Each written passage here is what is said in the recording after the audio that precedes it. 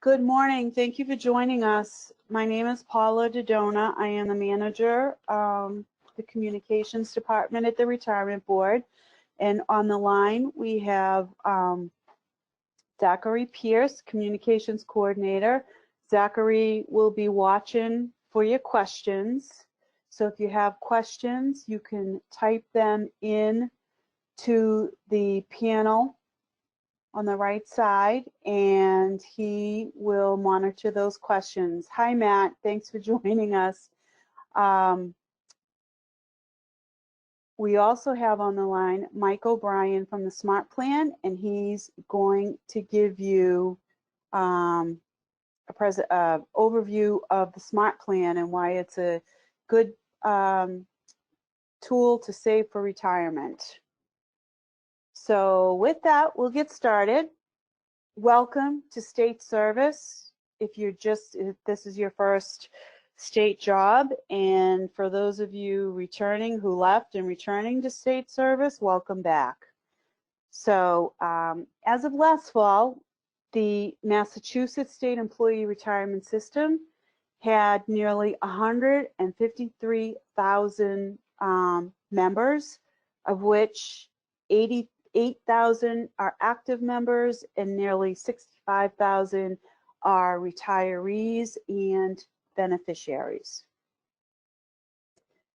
The retirement pension is governed by Massachusetts General Law, Chapter 32, and it's overseen by a 5-member board. The chair is State Treasurer Deb Goldberg. The board meets once a month, and it's usually the last Thursday of each month. So we're in a defined benefit plan, and it's calculated by our years of service, multiplied by our age factor, multiplied by our salary average. And a defined benefit plan means the contributions that you make into your retirement annuity savings account biweekly. You cannot touch that money for any reason. You cannot get a hardship loan for that money. The only way that you can access this money is you would have to leave your state position and take a refund. So membership is mandatory, again, unless you resign or you're removed from your position, or later on you retire, or if you're an elected official in an appointed position and you fail to be reelected or reappointed. So the contributions that come out of our biweekly paycheck are not managed by the State Retirement Board. They are managed by PRIM, the Pension Reserve Investment Management Board, and they have a great website, www.mapension.com. If you go there, you can take a look at how the pension fund is doing, what types of funds they invest the money in. So we contribute pre-tax dollars through payroll deduction. So all of us hired after July 1st, 1996, we contribute 9% before tax up until we earn $30,000. When our annual salary reaches $30,000, we contribute an additional 2%. So over 30,000, we contribute 9% plus 2%. And this is all pre-tax dollars going into our retirement savings account. So if you decide, again, this is just telling us that we, unlike voluntary contribution plans like the Smart Plan, that's a voluntary contribution plan, these funds cannot be accessed while we are actively employed by the state. So if you quit your state job and you wish to take a lump sum withdrawal, or also called a direct refund, you can. There would be 20% federal tax withheld off the top. And if you are under age 59 and a half, you may also be subjected to a 10% IRS penalty for that. You could roll the funds over to another financial institution, but you would need to consult with a financial advisor or a tax advisor, as board staff cannot counsel you on what you should do with that money. So, creditable service. To become eligible or vested to receive a state pension benefit, employees must accrue a minimum of 10 years of full-time creditable service. So if you are a full-time employee and you are contributing out of every paycheck to the retirement account, you will earn 1 year of creditable service for each year completed. We do have a lot of part-time state employees, and part-time, they earn a prorated amount of service. So basically you get credit right up for every day that you work as a state employee. It all gets tallied towards the 10 years that we need minimum to be eligible for a pension. So if you work part-time, say you work 6 months out of a year, it would hypothetically take you 20 years to become eligible to collect a state pension, whereas those of us that work full-time, as long as we have no breaks in service, you know, we don't go out on a medical leave or step away from service, then come back, it would take 10 years to become eligible or vested to collect a state pension. So eligibility for retirement, and this is for all members hired on or after April 2nd, 2012. Group 1 members must be at least age 60, and if you are in Group 2, you could be age 55. If approved for Group 2, you could add 5 years added to your age, and you must have a minimum of 10 years of creditable service. The pension will be calculated using your highest 60 consecutive months average base salary. Overtime and per diem pay is not included in the base salary. The only exception is if you work in a union position and it's, you know, included as part of the union contract. Members who work the duties of a Group 2 position for at least 12 months, you must have worked 12 months prior to retirement to be classified for Group 2. There are 3 types of retirement: a superannuation, accidental disability, ordinary disability. A typical retirement is calculated on your age as of your last birthday. The age factor maxes out at age 67. So what that means is that each year on your birthday, the age factor in your pension formula bumps up a little bit with each birthday. Excuse me. When you reach age 67, doesn't mean you have to retire. You can continue working if you want. And we have a lot of folks that do work beyond age 67. It just means that if you then decided to retire at age 70, your pension would be calculated as if you were age 67. Then we factor in your length of creditable service, your group classification, and your highest 60 consecutive months regular compensation. The retirement allowance cannot exceed 80% of the highest 5-year average of your annual rate of compensation. If you are a veteran, you might qualify for a veteran's premium. That could provide you with an additional $15 each year of state service up to 20 years. And that would provide you with another $300 a year. So group classification, the prorating and service. So most members are a group 1, office workers and elected officials. For those of you that work taking care of one-to-one direct care of either prisoners or in medical settings, folks with mental incapacities, you might qualify for group 2. Members who enter service on or after April 2nd must have their benefits prorated, which simply means if you work 10 years in an office, you would be classified as a group 1 and your regular age would be used to calculate that portion of your pension.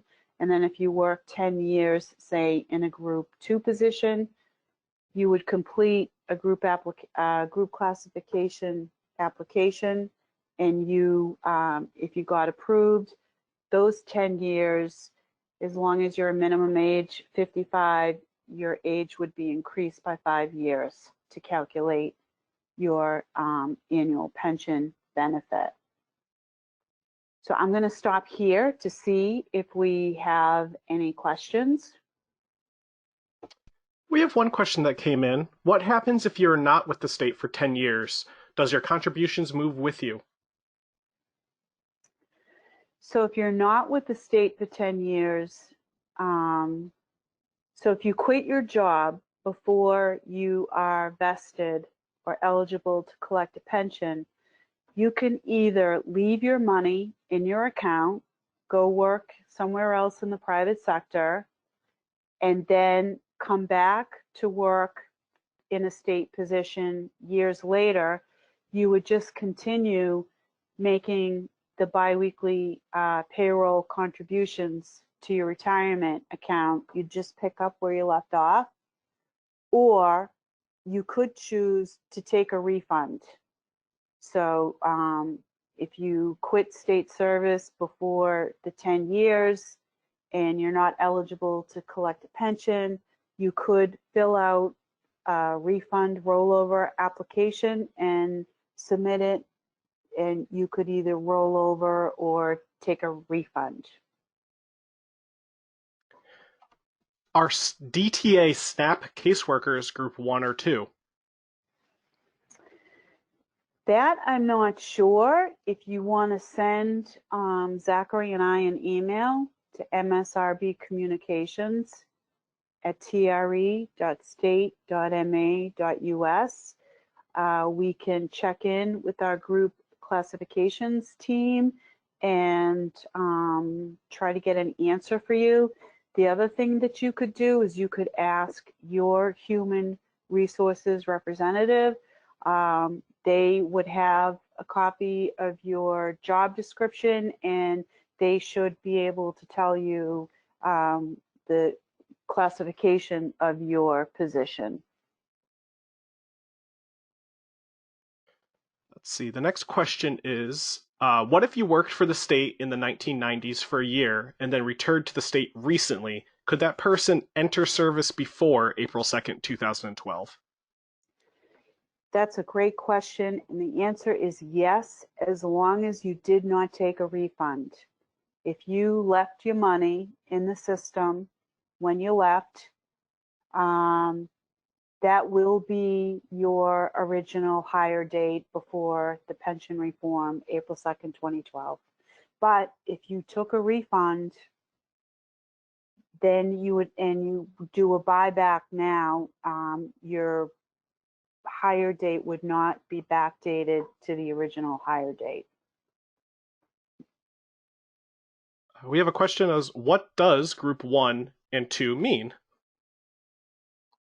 So group 1 is a position classification that matters when we go to retire. And for those of us working in office positions and elected officials, it just means that when we go to retire, we will our pension will be calculated at our regular age and years of service. If you are approved for a group 2 or group 4 classification, your age would be increased, either 5 years for a Group 2 approval or 10 years for a Group 4 approval. What happens if you leave state service for the private sector after you are vested? You have a choice. You can leave your money in the state system and you can defer your retirement until you reach age 60, and you could retire anytime after age 60 once you're vested, or you could apply for a refund, or you could apply to roll over those funds. Please explain breaks in service and its impact. So breaks in service could be, God forbid you get in an accident and you're out of work for 6 months, or you quit your state job, you leave for 6 months, and then you decide to come back and work for the state. You get another state job. It just means a break in service is you are not on the active state payroll as an active state employee. So every time you leave your position, you are not contributing or earning creditable service towards your retirement. What if you are eligible to retire age 67 before you reach 10 years of service? You would not be eligible under the state Chapter 32 law to retire unless you have a minimum of 10 years full-time service. What is the definition of creditable service? Creditable service is when you make contributions into your retirement account out of your biweekly paychecks. You are earning, that service is creditable towards the 10-year minimum to be eligible to collect a state pension. Can any other retirement accounts be rolled over into the pension? No, you cannot roll any other accounts into the pension account, but if you sign up for a smart plan account, which is a voluntary contribution account, you could roll over other 401ks or other accounts into the smart plan, and Mike will touch upon that in a few minutes. And that there's also a related question. How is this different than the SMART plan? So the smart plan is a voluntary retirement savings account. The pension is a mandatory, it's a defined benefit.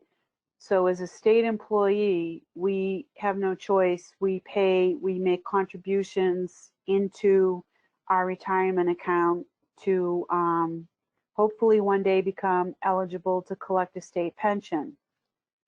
The SMART plan is a voluntary account which complements the pension, and it's another tool you can use to save for retirement. And Mike will talk a little bit about that. Matt asks, I taught high school from 2005 to 2014. I also purchased 4 years of military time. My total time is 12.75 years. My question is, how does my MTRS retirement blend with my MSERS pension? So if you are now working for the state in a state position, you would need to contact our office and request that your MTRS service be transferred into the state employees retirement system, because we are two separate systems. How does my parental leave impact the pension vesting schedule? So if you're out on a parental leave, if you are not getting paid, you are not contributing towards your pension, so you're not earning time, any creditable service time. if I work for the state for 10 years, leave my state job, leave my money with the state, never come back to work for the state, will I still receive a pension when I'm 60? You can apply, yep, you will have to come back at age 60. You'll just have to fill out a retirement application and submit the retirement application. And your retirement application would be processed. And as long as you have 10 years of creditable service, you could begin receiving a monthly allowance, a monthly pension allowance, and you would also be eligible at that time to jump in on the group health insurance if you wanted to. I am a 10-month position. I am in a 10-month position. If the 8 weeks I am off are broken out throughout the year, how does that work with a break of service? So what kind of position is that? If you're a teacher and the school is closed during the summer months, you should still be, I would think you would still be considered a full-time employee. But if you are not working 8 weeks a year, when your contributions come over from your agency, they would be coming over as if you're a part-time employee, not 100% full-time employee, and it will take you longer than 10 years to accrue the 10 years of service. And if you'd like to know how much creditable service you have so far, you could send us an email to msrbcommunications@tre.state.ma.us, include your full name and just the last 4 digits of your social security number or your MSRB ID number if you know it, and Zachary or myself, we can look you up in the system and we can shoot you an email and let you know how much creditable service you have. I came to the state from municipality and paid into the pension there. Is my time working for the municipality counted as creditable service for the state retirement? So that's another great question. So you worked for the municipality. Yes, that time can work, but you need to contact our office and you need to request in writing that that time that you worked for the municipality be transferred in to the Massachusetts State Employees Retirement System. Once we receive all those contributions and they're all transferred in, then we can give you an updated number of your creditable service. This is a couple of questions that I see in here. Is there a website where we can view the accumulation of our pensions? Another person asked, how do we know how much we have in our account? Okay, so at this point in time, unfortunately, the Retirement Board does not have member online services.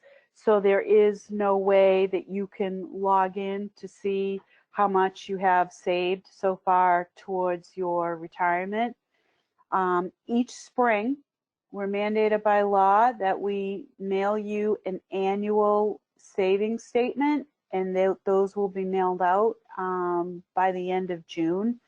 And this annual statement will tell you how much money you have saved through December 31st, 2019. So you want to look for that statement. It should be coming out sometime in July. And in the meantime, if you would like a state balance statement letter, all you have to do is send an email to our office with your full name and the last 4 digits of your social security number or your MSRB ID number, and we can mail a balance statement letter out to you. We will also need your current mailing address where to send the letter. And if you have any changes in address, you would need to notify your agency's Human Resources Payroll Department, because the Retirement Board receives a payroll file every 2 weeks when we get paid, and any corrections or changes in address and your personal data information, that gets sent to us from your employer. So For any active employees, the State Retirement Board can't update your personal information. Will you speak more about buying back years of service that were previously cashed out? I can. I'm not, this is a new presentation that we created, and I don't think I included buyback slides. So if you have a buyback question, why don't you ask it and I will try to answer it. Another question, when I started at DESE, the State Retirement Board took my Massachusetts teachers' retirement money, but you just said you can't roll it over. Where's the money? The Mass teachers' money, I'm not sure I understand the question. If you worked and you were a member of the teachers' retirement system, they would have transferred over your years of service upon your request. So your money would have been transferred into your account.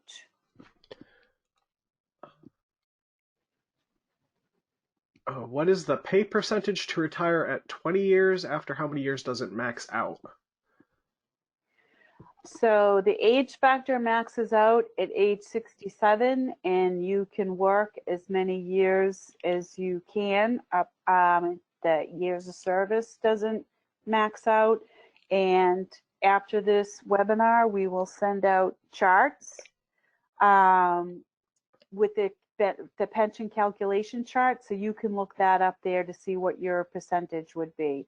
And we also have published in a Massachusetts State Employee Retirement Guide that outlines all of this information that's in this, and more information. So you could also download the benefit guide from our website. It's posted under our publications page. Can you roll over or buy years of service from a different state? Sarah taught in Maine for 4 years and paid into their system. Unfortunately, no, we cannot take any transfer in from any other state pension system. No. Does short-term FMLA leave take away time from the 10 years?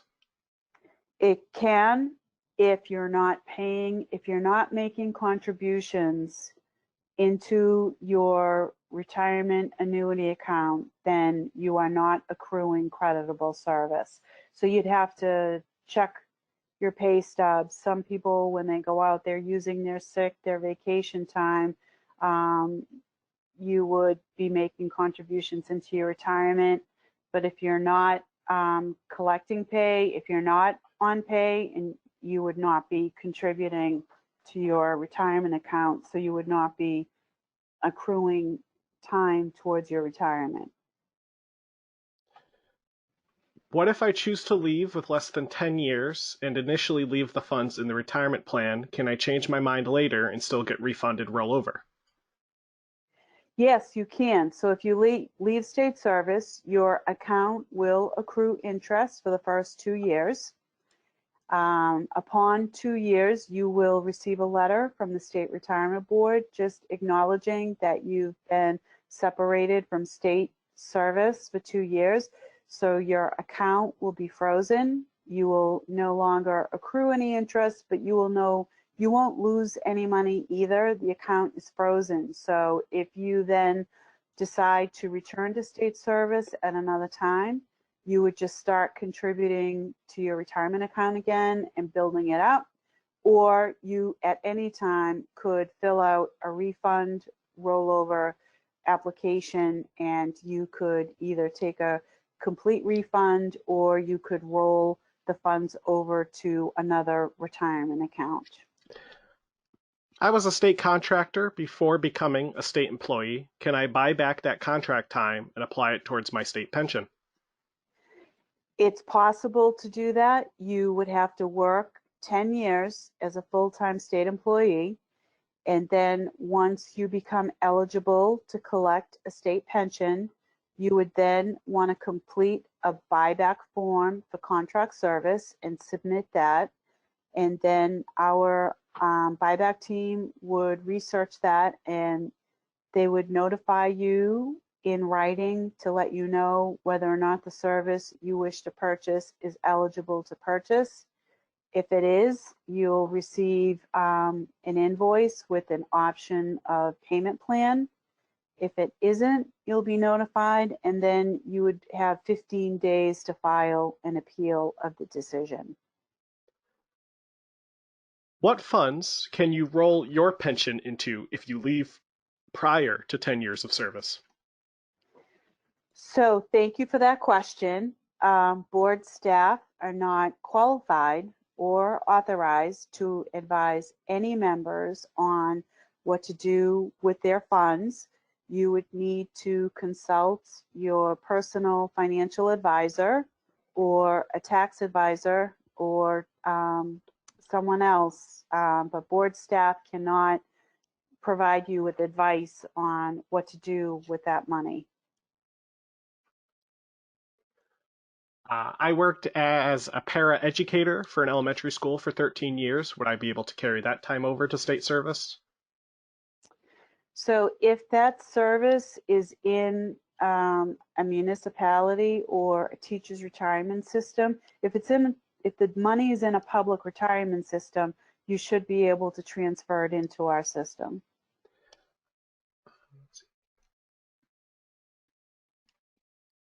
Is there a way to know what your pension allowance will be when you retire? Yes, you can estimate it. We do have a pension estimation calculator on our website. If you go to mass.gov/retirement, scroll down to the pension calculator. It's just an estimate of what your pension may be. And so when your pension is calculated, it's determined by your age, how many years of service you have, and your highest 60 consecutive months salary.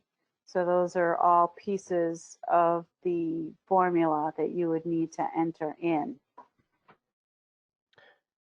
I joined state service after a full career in the private sector. I am 2 years into state service. What happens to my pension withholdings if I end up having less than 10 years of service? So if you have less than 10 years of service and you decide to retire, you would apply for a refund or a rollover of those funds. You would not be eligible to collect a state pension without having completed the 10 full-time years of creditable service.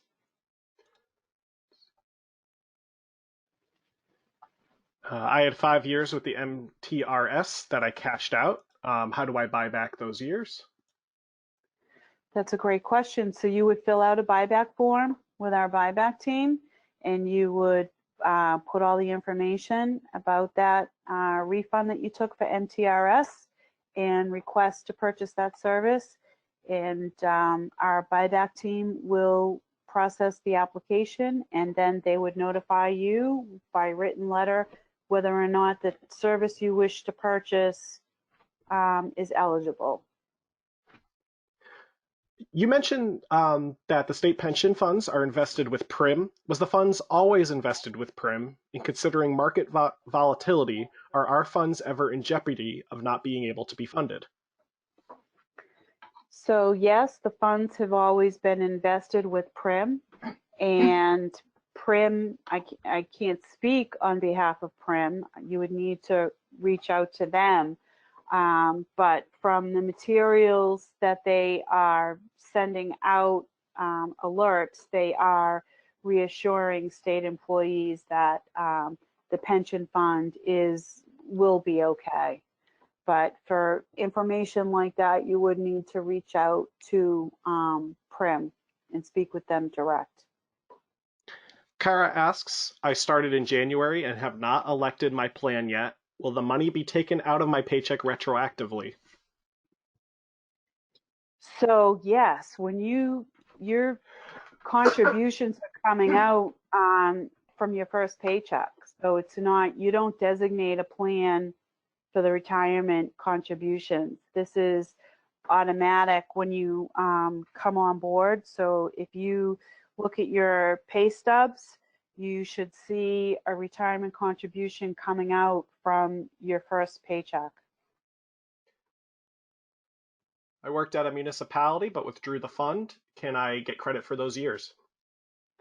You can try doing a buyback. A buyback would be the method that you would use to try to get service, but the creditable service for the municipality. So you definitely want to fill out a buyback form and submit that to our office. Where would we get the buyback form? They are posted on our website, mass.gov/retirement, and you scroll down until you see the forms section. So my 10-month position is full-time as an academic counselor at a state community college. If I do contribute to the retirement system during my contracted 8 weeks off in the year, does that mean the time off still counts as creditable service? It is classified in HRCMS as higher ed earned pay, and my salary is equally distributed throughout the year. So you'd have to contact our office for that. That's a little beyond my scope. If you want to send us an email with your full name and the last 4 digits of your social security number and your questions, we can look you up in the system to see how your contributions are coming over. I worked as a teacher at a Commonwealth charter school and then 3 years at an approved special education program, which was approved by DESE, and then started working for DESE. I received credit for my years at the charter school, but not for the approved special education program. They want to know why not, and if there's a way they can buy back those years. So that would be a question for our buyback team. So you want to send an email to buyback@tre.state.ma.us. Let them know your questions, and they will get back to you. Once my 12.75 years of MTRS pension time are rolled into the MSERS, which pension plan will I fall under? So I think you're asking your entry into service date. I'm thinking that your entry into service date is going to be the current date and not back date, but I'm not sure. If you send us an email, we can ask our employer reporting group and get a definite answer for you on that. And will we receive a copy of the presentation after the meeting? Yes, you will. And we'll provide information. We post some of the recordings of the webinars, not all of them, because the content is repetitious. So, but where this is our first new hire, we will post this on our website and we'll send out a link to it. And then someone just said they have to leave early, but thanks for putting this together. And that's the last question I see on the list. Yeah. Thank you. So we're about halfway through the slides.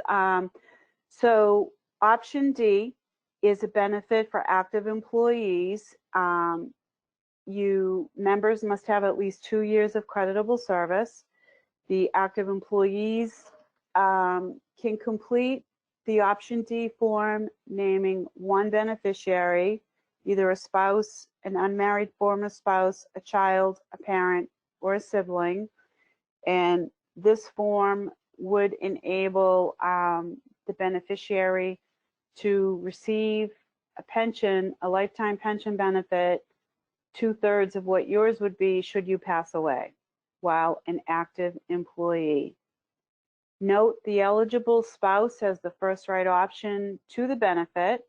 So if you're married and eligible for retirement, you wouldn't have to fill this form out because your spouse gets the first option to it. The form must be witnessed by someone other than your option D beneficiary designated on the form. If it's the same person, the form will become void. If upon the active member's death, you have no surviving spouse or minor children, and there's no option D form, then either a lump sum refund of your account would be provided to the beneficiary on record. And so when we all started with the state, we filled out a beneficiary form, so whomever you named on that, or a lump sum payment will be made to your estate if no beneficiary is on record. The option D designation becomes void upon retiring, because when you retire, you're no longer an active employee, and then you will select a retirement option, either A, B, or C. Taxes on your pension. If you retire in Massachusetts, you will not pay any state taxes.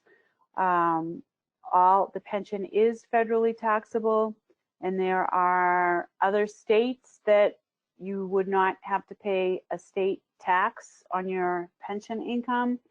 If you do plan on retiring outside of Massachusetts or abroad in a foreign country, you want to make sure you do your research with your financial advisor to find out how the tax laws where you're moving to would affect your pension.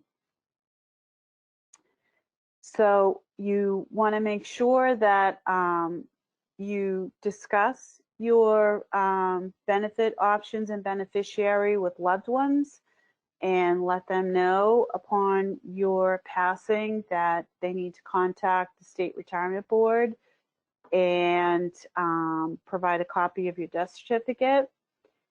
And if you're still an active employee, the beneficiaries that you have on file, they would look at that to see the, regarding the lump sum payout of your account.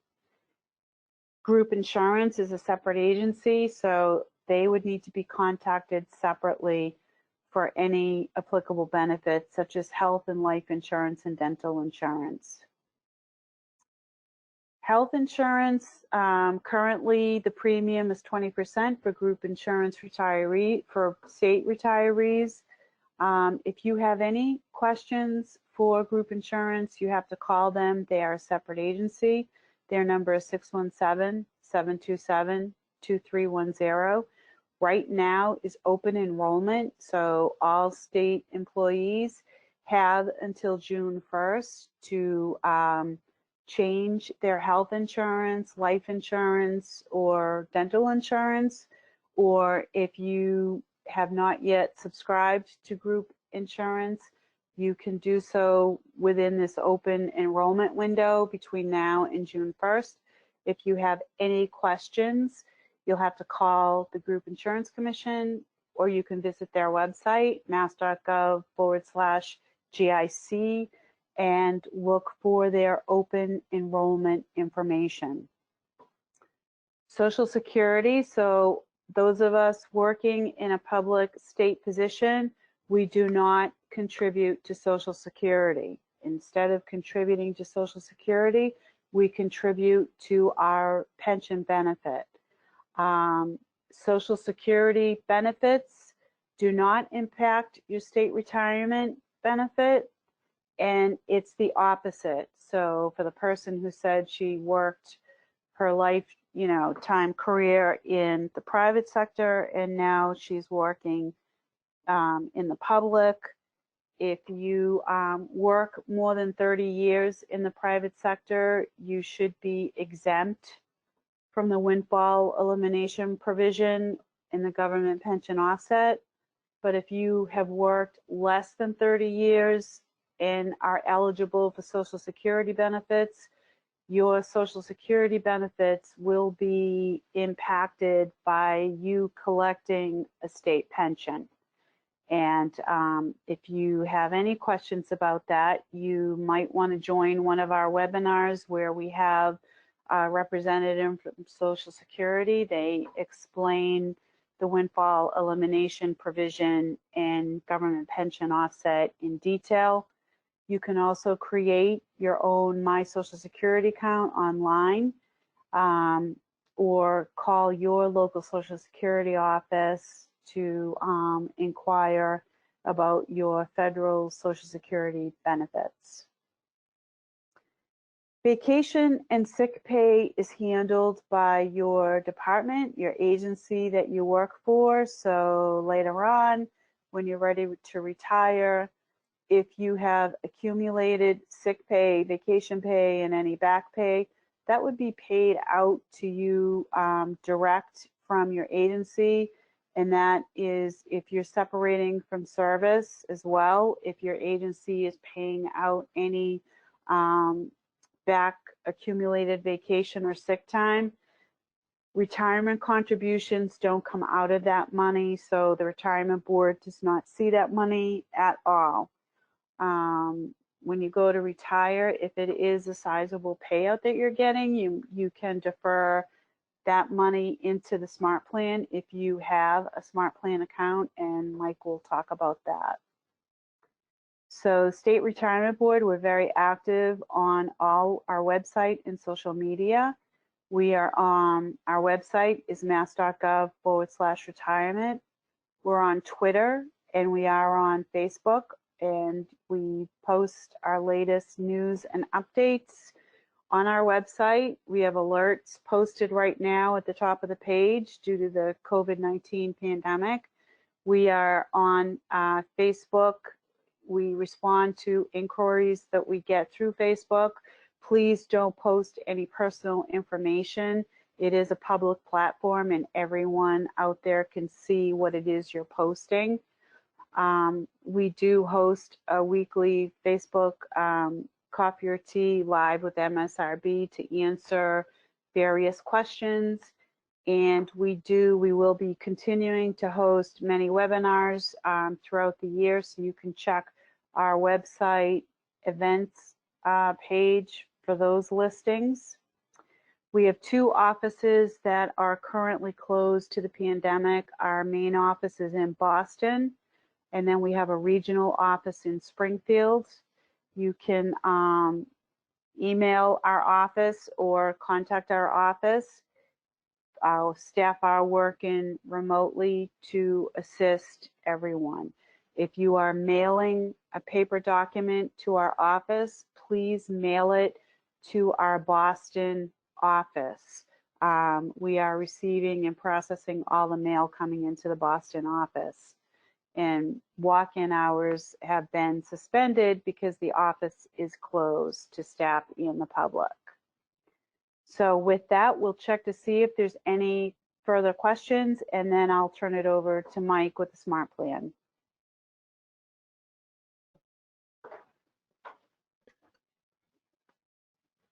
There was one question that popped in, but I think something got cut off. It just says, how does affect me? I work for higher education for 8 years. I transferred last October to EOHHS.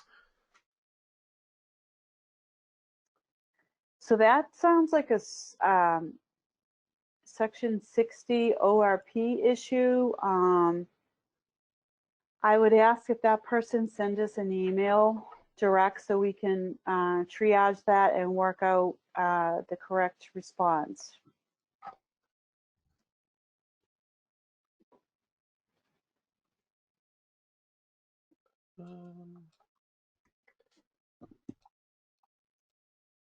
So I do see this. I think I answered it. What happens if you're not with the state for 10 years? Does your contributions move with you? So they move, but you have to make them move. So if you leave state service, you have to apply for a refund or a rollover, or you can leave your money in your retirement account in case, 5 years from now, you might return to state service. So you can leave your money there until you decide whether or not, you're 100% sure you're never coming back to state service.